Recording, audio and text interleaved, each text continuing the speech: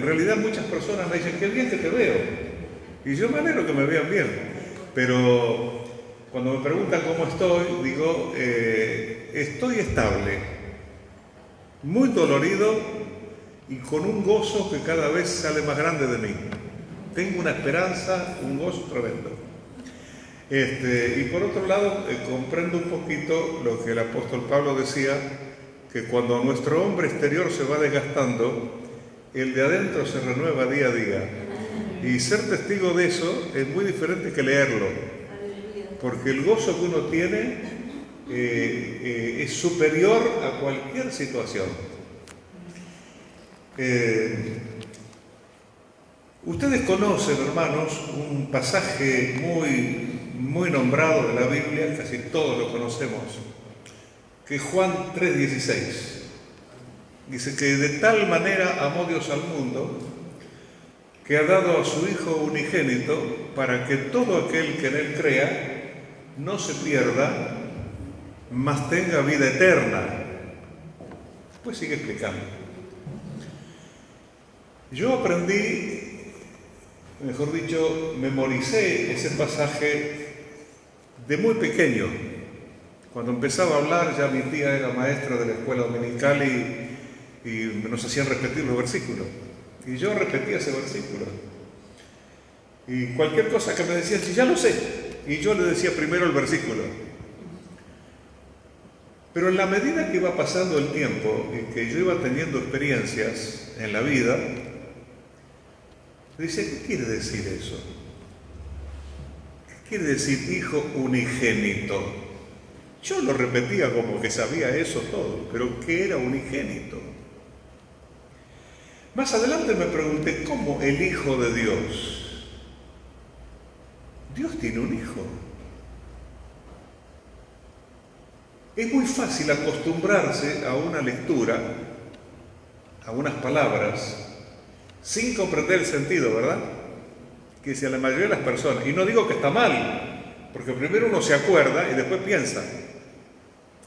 Pero una de las debilidades humanas es no pensar.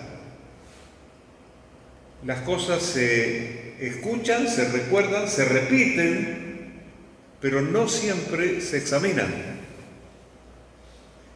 Y eso es muy importante, porque todo lo que se nombra existe. Pero para las personas, cuando escuchamos un nombre, a la mente viene lo que entendemos de ese nombre. ¿Me hago comprender? Por ejemplo, yo digo, don Carlos salió corriendo. Pero lo que ustedes piensan en la mente, quién es don Carlos, es muy diferente a lo que yo pienso que es don Carlos. Porque para ustedes don Carlos puede ser su tío, para mí puede ser mi padre, para otro puede ser un vecino. Entonces, las palabras van tomando un concepto en cada persona de acuerdo al entendimiento. Por eso es necesario que una persona reflexione. Por ejemplo, Jesús le dijo a los fariseos, le dijo, ustedes son tardos de entendimiento. No entendían. Sabían casi de memoria. Conocían, por supuesto, los 10 mandamientos. De los 10 mandamientos sacaron como 630 ordenanzas y la mayoría de los fariseos se las sabía al pie de la letra.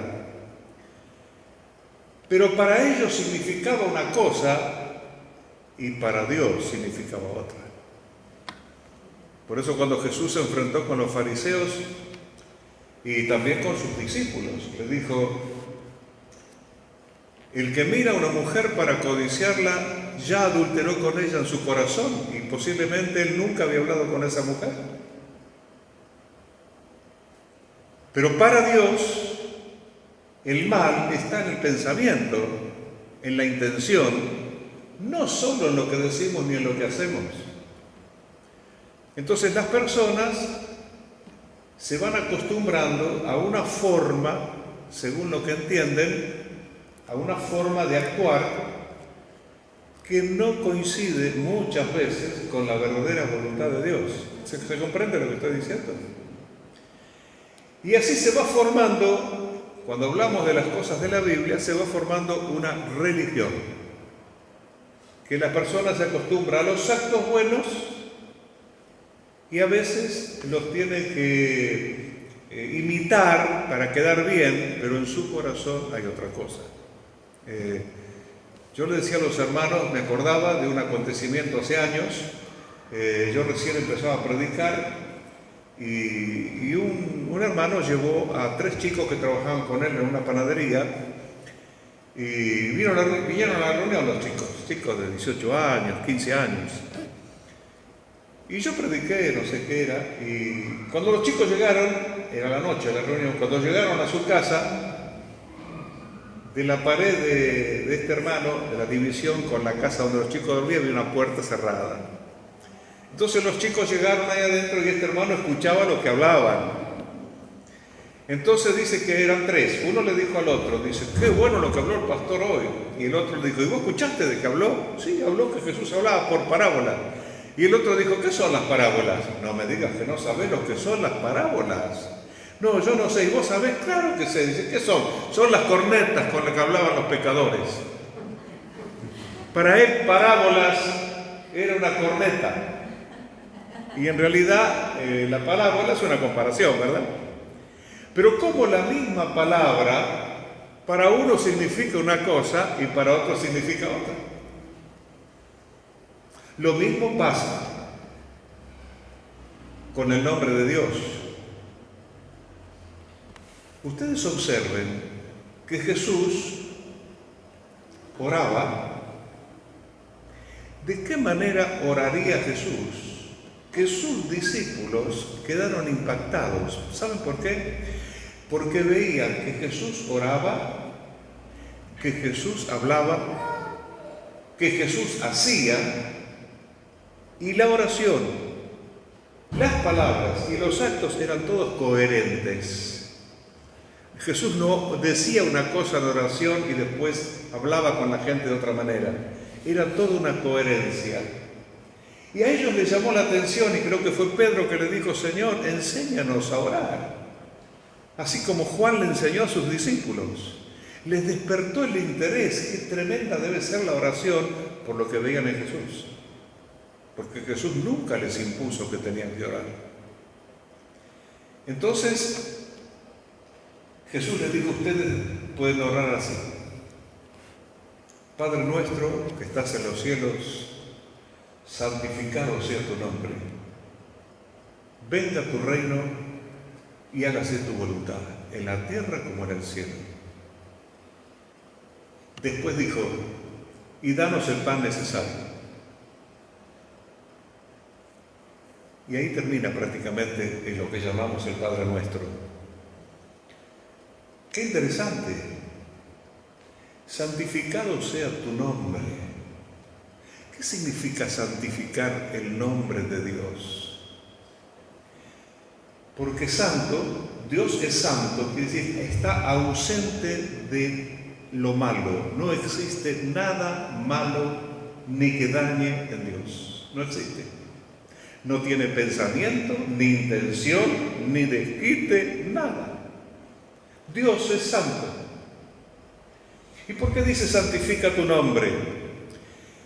Porque cuando los hombres pronunciamos el nombre de Dios, las personas que lo escuchan asocian el nombre de Dios con la vida de la persona. No sé si me hago entender. Quiere decir, yo soy un predicador y digo, hay que amar a Dios porque Dios es bondadoso, es maravilloso. Y el hermano que está atrás me dice, habla más despacio porque no estás haciendo resonar mal el micrófono. Cállate la boca vos. Yo estoy haciendo entender a la gente que Dios es como yo.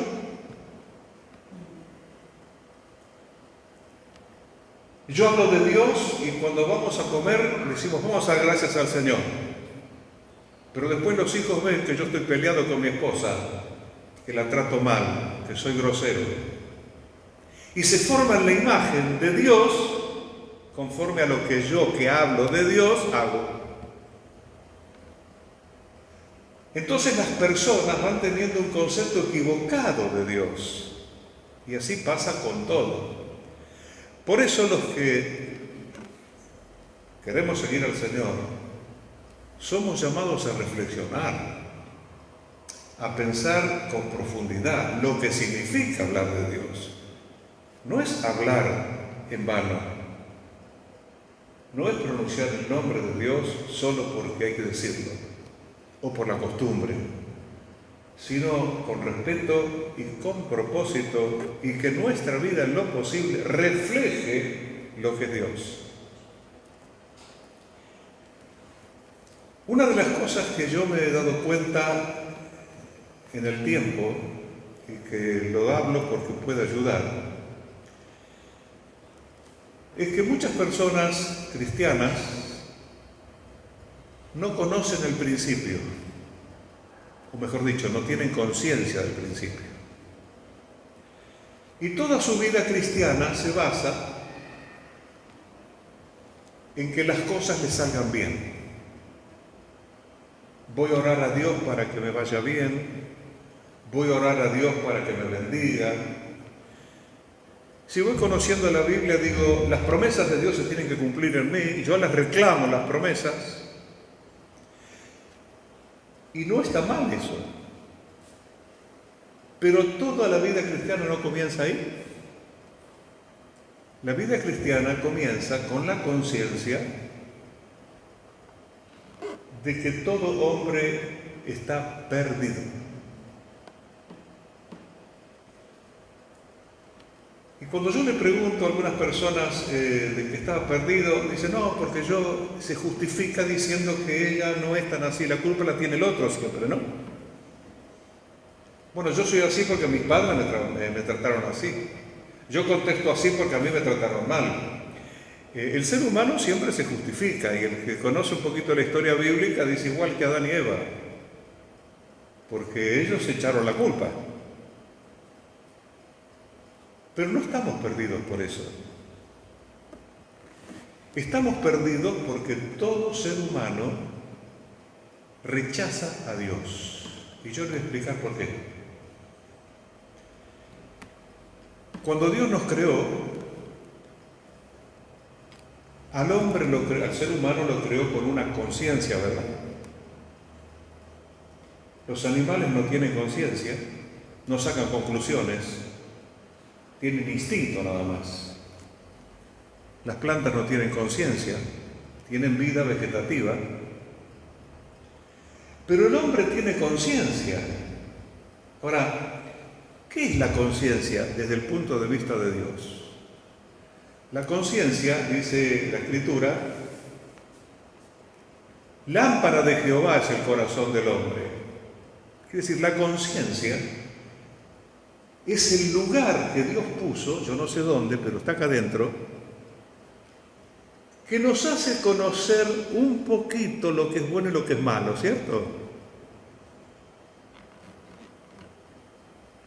Y las personas, desde que nacemos, somos transgresores de la conciencia, ¿o no? Ustedes observen un niño, dice que está empezando a discernir su conciencia. El chico está jugando, agarra una piedra, rompe el vidrio y se asusta porque algo le pasó. Cuando viene el padre o la madre, antes que el padre o la madre vean el vidrio, dice, yo no fui, dice. Porque su conciencia lo reprende. Y de ahí en adelante es para analizar. Todos los seres humanos desobedecemos la conciencia. No hay un solo ser humano que le haga caso a la conciencia. El único que le hizo caso a la conciencia, el Señor Jesucristo. Entonces el hombre es transgresor de su conciencia, y como la conciencia es el lugar donde todo hombre, no estoy hablando de ser cristiano todavía, Todo hombre viene con la marca de Dios en la conciencia. Al rechazar la conciencia está rechazando a Dios.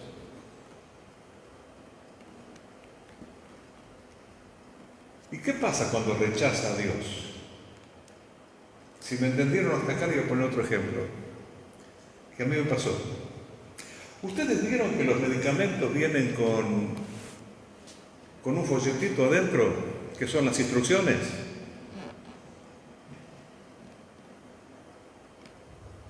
Yo un día agarré una cajita con unas gotas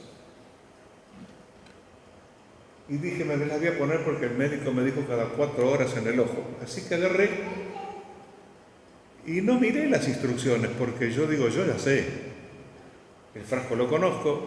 Agarré, me puse las gotas y no sabía qué hacer con mi ojo, cómo me empezó a arder. Después que pude calmar el dolor, miré, eran las gotas para el oído. ¿Sabe cómo arde? No, cuídese la próxima porque yo pensé que sabía lo que tenía que hacer, pero esas gotas son para usarlas de esa manera en el ojo, no, mejor dicho, en el oído y no en el ojo. Las del ojo son otras. Lo digo este ejemplo porque Dios en todo hombre puso una conciencia para que su vida pueda dar fruto, para que su vida sea llevada como Dios lo preparó para que la viva. Pero como el hombre hace como yo, hace lo que le parece mejor, cosecha lo que cosecha, dolores, sufrimiento, angustia. Y después le dice a Dios, ¿por qué no me ayudó? Te ayudó, pero vos lo rechazaste.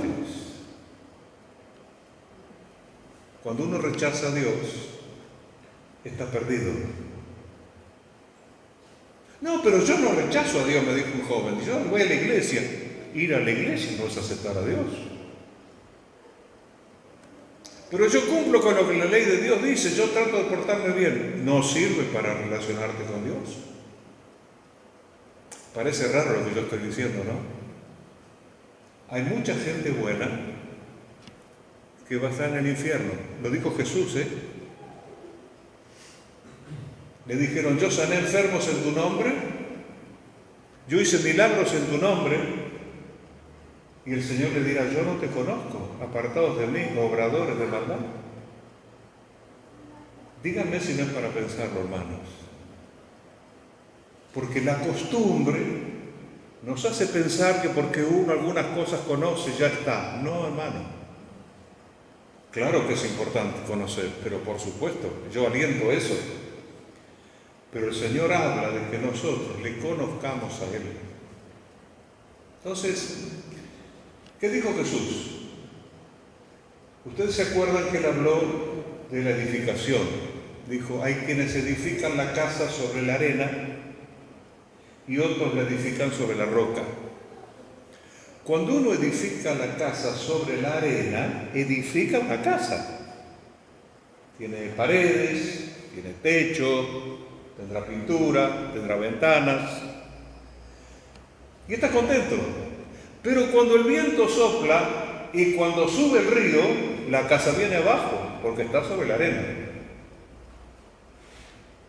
Pero el que construye la casa sobre la roca, construye la casa. Tiene paredes, tiene techo, linda. Pero cuando viene el viento y sube el río, la casa no se cae, porque está fundada sobre la roca. Pero eso es un ejemplo, porque él quiso decir, el que se porta bien, el que hace cosas buenas, pero no está basado en Cristo, todo en el momento de la prueba lo va a perder. Y la muerte va a ser la antesala del infierno. Pero la persona que edifica su vida en base a Cristo, podrá venir la prueba que sea, podrá ocurrirle la muerte, pero esa persona tiene vida eterna con Él. Entonces, la perdición es no tener norte, es no saber para dónde voy. Una persona está perdida cuando no sabe. Y ustedes fíjense que las personas no saben para qué viven. No sabemos para qué vivimos, a menos que encontremos a Cristo. ¿Para qué vivimos? Hay personas que tienen un montón de dinero y se suicidan. Otros luchan para tener y parece que eso los alienta, pero después que logran algo no saben qué hacer. Otros están apurados para casarse. Cuando se casan o se juntan hoy, después cambian porque no tienen satisfacción. Nada satisface porque no hay rumbo. Está perdido. Agarró un camino equivocado, como agarré yo el frasco equivocado. Se va para otro lado. Y después el ser humano se pregunta, ¿por qué me pasa esto a mí? ¿Y por qué Dios no me ayudó? No. Es que no quisiste la ayuda de Dios. Y Dios no nos trata como títeres. Satanás trata a los hombres como títeres. Dios respeta nuestra voluntad. Perdón por lo que voy a decir. Aunque escupamos su nombre, Dios nos respeta. Un día daremos cuenta de eso. Entonces uno se va comprendiendo estas cosas. Yo me doy cuenta con dolor, por un lado, cuántas personas están engañadas. Son personas que siguen una religión, pero no siguen a Cristo. Ahora les doy otro ejemplo que lo leí, me hizo mucho bien. Dice que Dios, este hombre dice que Dios, cuando quiso crear los árboles, le habló a la tierra y le dijo a la tierra que produzca árboles. Y la tierra produjo árboles. Cuando quiso crear los peces, le habló al agua, al mar, y dijo que produzca peces. Y el mar produjo peces. Pero cuando quiso crear al hombre, se habló a sí mismo y creó al hombre del polvo de la tierra. Ahora bien, si en la tierra, si el árbol lo cortamos de la tierra y lo sacamos, la tierra sigue siendo tierra, ¿verdad? El árbol está muerto, porque el árbol tiene que vivir en relación con la tierra. Si nosotros sacamos un pez del agua, el agua sigue siendo agua, pero el pez ya está muerto. Claro, uno dice, pero mira cómo salta, más que en el agua salta, pero es el último salto que va a dar. Cuando el hombre se desconecta de Dios, está muerto. Por más que le vaya bien todas las cosas, está perdido para siempre. La otra cosa que nos ayuda a reflexionar, ¿podemos comprender lo que significó para Dios? Yo no lo puedo comprender, solamente me maravilla. Que Dios haya decidido hacerse hombre. Pensemos un poquito. Ustedes que están viviendo, como yo, en esta tierra, en esta vida, gozando del matrimonio, de las cosas creadas, ¿quisieras hacer hormiga? Hacerte hormiga para conversar con ellas, porque si no, no te entienden. Tenés que perder todo. Limitarte a todo para tener que moverte como hormiga, hablar como hormiga. Pues sí, pero es inaudito eso. Bueno, mucho más que esa es la diferencia, que el Dios creador y sustentador de todas las cosas se quiera hacer hombre, para que lo podamos entender. Por eso nació el Hijo de Dios. ¿Por qué es Hijo de Dios? Porque el que engendró a María fue el Espíritu Santo. Tomó la parte humana por María, pero su espíritu era santo, porque fue engendrado por él. Dios se hizo hombre en Cristo Jesús y se limitó a todas las cosas. Dice que él se ausentó de su gloria por un tiempo para ser semejante a los hombres. Padeció hambre, sed, cansancio. Por decir la verdad, lo despreciaron, lo maldijeron y lo crucificaron. Semejante obra, para mí imposible de comprenderla, no fue para que yo pase un tiempo bueno en esta tierra. Fue para salvarnos de la perdición eterna. No fue para mejorar nuestra vida. Claro que se mejora la vida, porque el que sigue a Cristo se le mejoran un montón de cosas. Pero eso es una consecuencia. Pero el motivo de que Jesucristo murió en la cruz del Calvario fue para que el hombre no vaya eternamente a la perdición, al tormento eterno. Jesús lo llamó el infierno. Claro, la cultura llegó a menospreciar la palabra infierno. Los eruditos dicen, vos crees en el infierno, como rebajando a la persona que cree en el infierno. ¿Qué era el infierno? En el tiempo que Jesús dijo esta palabra, el infierno era lo que en un tiempo se llamó la quema de una ciudad. ¿Vieron cuando en un pueblo todos los desperdicios, la basura, se llevaba allá lejos, allá al fondo? Esa era la quema.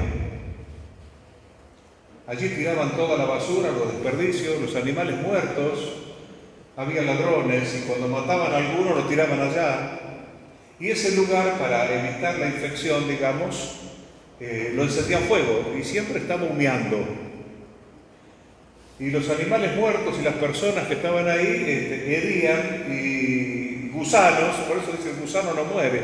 Es decir, siempre hay una terminación, un sufrimiento. Y él comparó al infierno al tormento eterno. Alguien dijo, ¿cuál será el sufrimiento más grande? El sufrimiento más grande del infierno, aparentemente, yo no sé, porque no conozco mucho de eso, es que las personas van al infierno después del juicio de Dios. Un día, toda la humanidad que no ha sido salvada va a resucitar de los muertos. El mar va a entregar sus muertos, la tierra va a entregar sus muertos. Y como ahora estamos en la era espacial, en el espacio se entregarán sus muertos si hay alguno. Y todos comparecerán ante el tribunal de Dios. Dios va a juzgar a cada persona. En la palabra de Dios nos enseña que ya el tiempo no existirá. No va a existir el tiempo. En la palabra de Dios dice que ese día se abrirán los libros. Claro, porque era lo que la gente conocía cuando se explicó. Todas las cosas que había que recordar se ponían en un libro. Entonces vamos a decir, va a pasar Jorge, bueno, Jorge está salvo, pero va a pasar alguien y dice, vamos a hablar el nombre de fulano, don Pedro. Bueno, vamos a empezar, versículo 1. Bueno, don Pedro insultó a su mamá una vez, el día 4 de abril de 1000. Pero eso está escrito. Pero hoy nosotros podemos comprender que va a ser expuesta la vida de una persona. Hoy con el invento de los videos, digo yo esto, Dios dice, bueno, vamos a pasar el video de don Pedro. Y el video dura 80 años. Y todos los presentes ven el video. Nadie se aburre porque el tiempo ya no existe. Pero en el video van a aparecer visibles los pensamientos que tuvo don Pedro. Todo lo que pensó. Van a aparecer las intenciones. Van a aparecer los gestos que hacía. Las palabras que decía.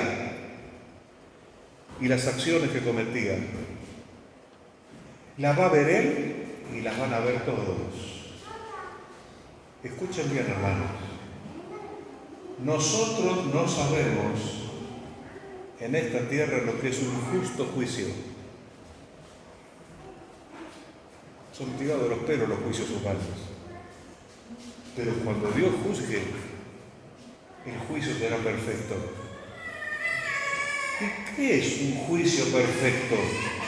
Un juicio perfecto es cuando el condenado reconoce que tiene la culpa y que todo eso que dice lo hizo.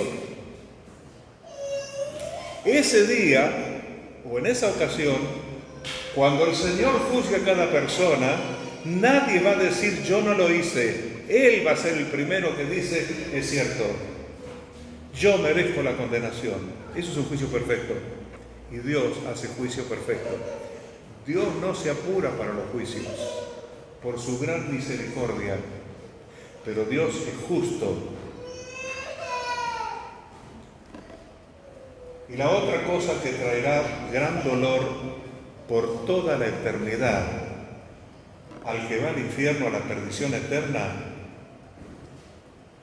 es saber que por su culpa, no por la culpa de otro, por su culpa, nunca más va a salir de ese tormento, nunca más. Nos cuesta comprender esto, nunca más. Porque las personas cuando sufrimos decimos, me quisiera morir, porque decimos, acá se acaba todo. Ese día vamos a saber los seres humanos que no se acaba nada, porque el alma es inmortal. Para siempre estarás ausente de la creación de Dios. Y ahí podrás darte cuenta que aunque no creíste, disfrutaste de la creación de Dios. Viste el sol, viste a las personas, tuviste charlas, te ayudaron, ayudaste, disfrutaste de algo. Ese día todo estará ausente. El odio, el aborrecimiento, el sufrimiento será eterno. Jesús vino para salvarnos de la condenación eterna. ¿Y qué dijo Jesús? Busquen el reino de Dios y su justicia, porque las demás cosas vienen por añadidura. No se preocupen tanto por las cosas, porque si ustedes buscan el reino de Dios y su justicia, que se cumplan ustedes, las demás cosas empiezan a ordenar para bien de ustedes. Pero los seres humanos, en nuestro egoísmo, buscamos primero nuestro bien y nos dejamos de lado las cosas de Dios. Ahora vuelvo a lo anterior. Ya que el hombre quedó separado de Dios, como les dije, el hombre se cortó de Dios, se cortó de su ambiente, como el pez que sale del agua se cortó de su ambiente, y como el árbol que es sacado de la tierra se seca y se cortó de su ambiente. Cristo vino para unirnos otra vez, porque Él sabe el dolor y el sufrimiento del alma, y por su amor a los hombres, Él vino a unirnos. El hombre estaba en densas tinieblas, porque lejos de Dios decrecemos. Cuando Adán y Eva pecaron, dejaron a Dios de lado, ellos en su conducta posiblemente eran más santos que nosotros. Pero sus hijos ya fueron asesinos. El ser humano va descendiendo constantemente, va descendiendo. Y las personas mayores nos podemos dar cuenta que en la cultura actual, los que nacimos 40 años atrás, nos damos cuenta cómo se degrada, ¿no? Imagínense 1000 años, 2000 años. ¿Cómo hace Dios para unirnos? Siendo que el hombre está en semejante tiniebla, semejante ignorancia. Llama bueno a lo malo y llama malo a lo bueno. Si vos encontrás una billetera en la calle y decís, vas a la policía y le decís, mire, esto lo encontré en tal calle, a ver de quién lo perdió, quédatelo, dice. Porque se degrada el pensamiento humano. Entonces, en esa densa oscuridad, aparece un hombre igual que nosotros, pero vive sin pecado. Y comienza a decir, arrepiéntanse, vuelvan a Dios, reconozcan sus fallas. Dios los ama, porque Jesús sabía que con la muerte de Él el pecado original de haber sido separado de Dios quedaba perdonado. Perdonado quiere decir que Dios los admite ahora. El Evangelio es la palabra que dice, Dios te admitió, pero vos querés admitirlo a Él. Vos te cortaste de Dios, pero Dios hizo todo lo posible para que vuelvas. ¿Vos querés volver a Él? La respuesta está en el hombre, porque Dios no fuerza a nadie. Ahora volvemos otra vez a la conciencia. ¿Cómo se hace eso? El hombre que vuelve a Dios tiene que comenzar por ser sincero con su propia conciencia. No, pero yo creo en Jesucristo. No sé si crees. ¿Sos sincero con tu conciencia? Porque un ser humano sincero con su conciencia empieza a sentir culpa. Yo aquella vez le pegué a mi mamá. Hace 30 años robé. Después hice esto, después hice lo otro. La gente prefiere no pensar porque la culpa lo mata. Pero es necesario reconocer lo malo que hacemos según la conciencia todavía, ni según Dios, según la conciencia. Cuando una persona es sincera con su conciencia, se empieza a dar cuenta que tiene muchos males. Yo engañé, yo adulteré, yo robé, yo saqué ventaja. Cuando la persona ve eso, dice, estoy mal. ¿Y cómo me libro de este dolor de la culpa? Ahí tiene que creer en Jesucristo, que lo perdonó de todos pecados. Dios lo perdonó de toda esa maldad que tiene adentro, y eso le va a traer paz. Y cuando una persona se arrepiente de corazón porque quiere tener a Dios, quiere seguir a Dios, quiere volver a unirse a Dios, un regalo inmerecido que es el Espíritu Santo. Dios le da el Espíritu Santo para que usted comprenda más de las cosas de Dios.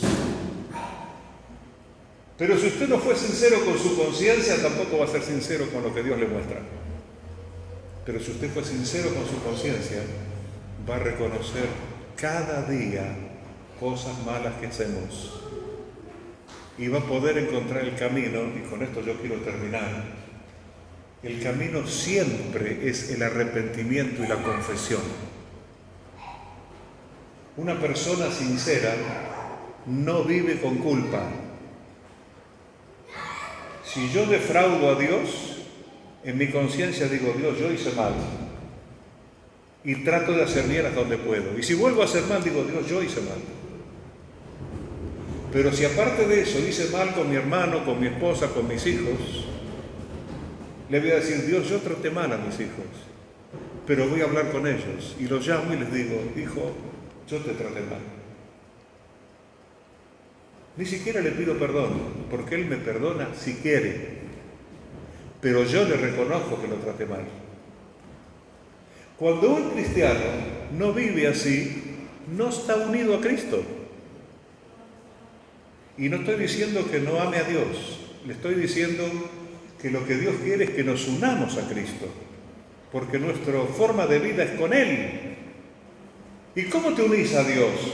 Hablando.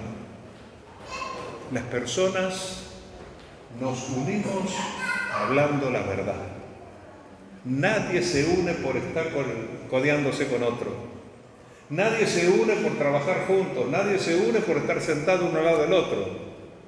Ni siquiera se une un matrimonio por el sexo. La unión es porque hablan y apuntan a lo mismo.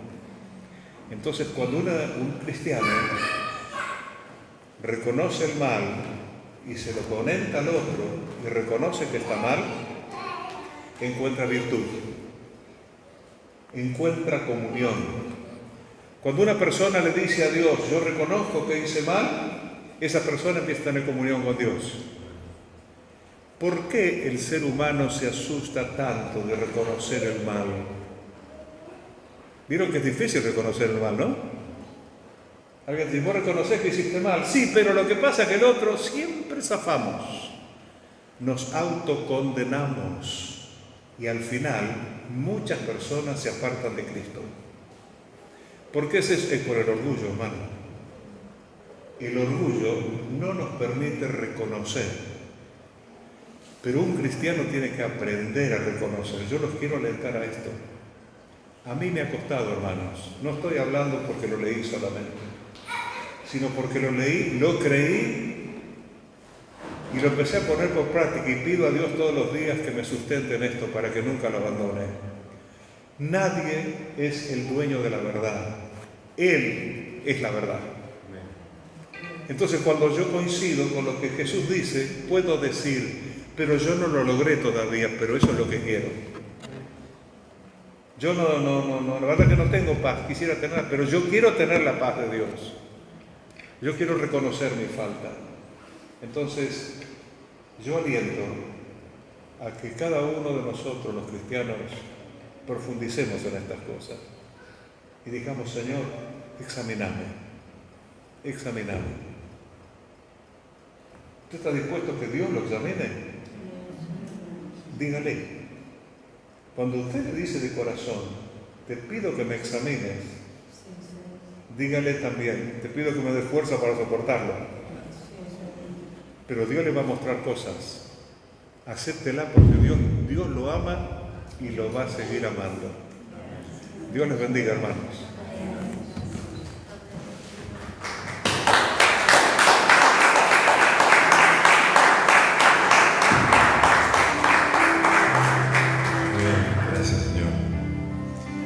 Estamos delante del Señor. Qué hermoso es la paz, ¿no? La conciencia.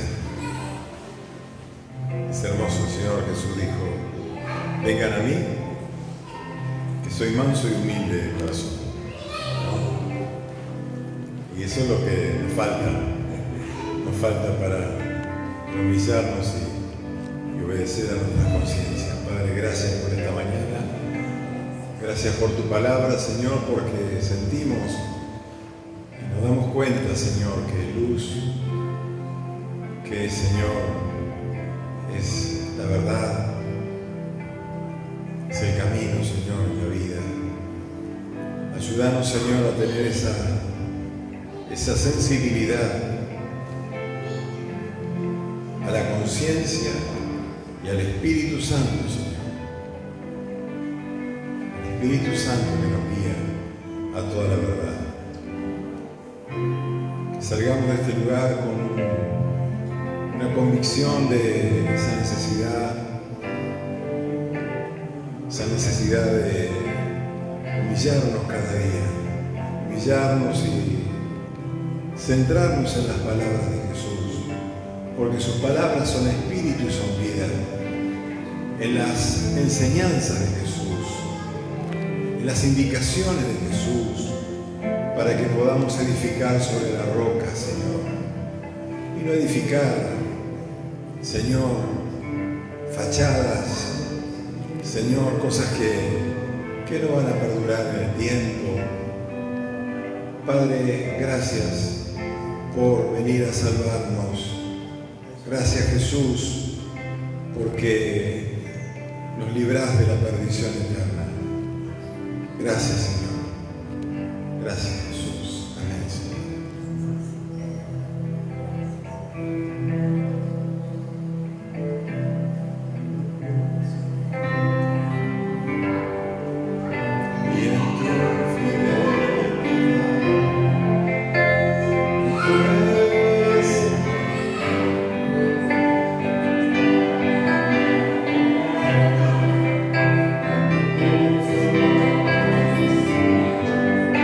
Hasta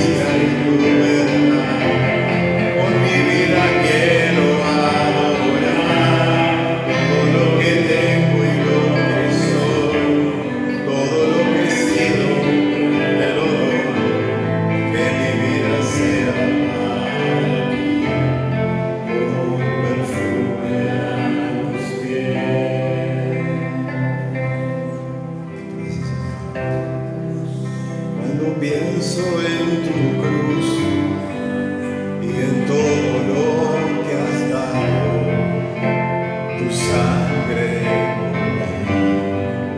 por llevar mi pecado. Cuando pienso en tu mano, hasta aquí hemos llegado por tu fidelidad.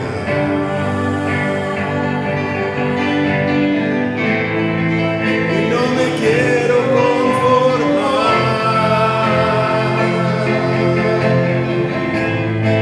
lo he probado y quiero más. Yo quiero enamorarme más de ti, enséñame a amarte y a vivir conforme a tu justicia y tu verdad. Con mi vida quiero adorar todo lo que tengo y lo que soy, todo lo que he sido te lo doy. Que mi vida sea para ti un perfume a tus pies. Amén, amén, amén, amén. Gracias, Señor. Gracias, Señor, que podamos santificar tu nombre. Santificar tu nombre, Señor. No solamente con las palabras, con toda nuestra vida, con todos nuestros actos. Gracias, Jesús. Amén. Gracias, Señor. Gracias. Gracias a Dios. Dios te bendiga. Medite en esta palabra tan hermosa. Y bueno, buena semana para todos. Nos estamos viendo. El martes las hermanas, el miércoles los hombres. Jueves estamos orando. Amén. Y la semana estamos adolescentes, también el sábado. Dios los bendiga. Recuerden que el domingo que viene empezamos a las 10. Tenemos discipulados ya. Amén. Primer domingo de marzo.